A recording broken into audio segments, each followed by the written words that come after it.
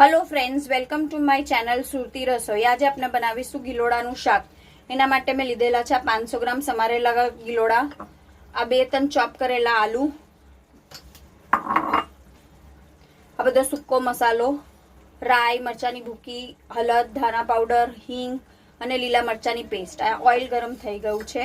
આપણે એમાં નાખીશું આ મરચાની પેસ્ટ, સાથે ફોડી દઈશું રાઈ,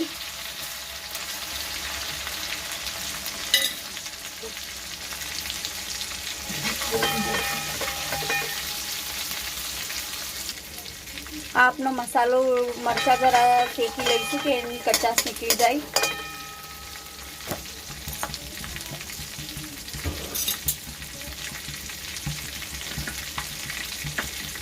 आ मरचा ने राई शेकाई गया है। आपने बधो सूको मसालो उमेरी दईशू।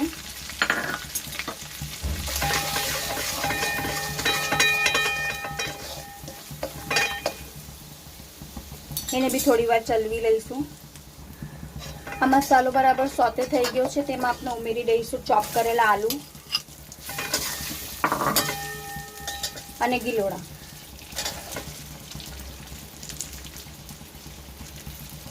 अने बधाने मिक्स करीने ढापीने 15 થી 20 मिनिट तक थवा दईशुं के या तो पछी ज्यार तक बराबर गली नहीं जता त्यार तक एने थवा दईशुं। आने आपणे बराबर मिक्स करी लीधा छे। आने अपने बराबर मिक्स कर लीधा है। हवे आने अपने कवर करीने ज्यार तक बराबर चढ़ी नहीं जता त्यार तक पकावी लईशुं। आपने परवट बटेकानुं शाक थई गयुं छे। हवे अपने आने प्लेट में पीरसी लईशुं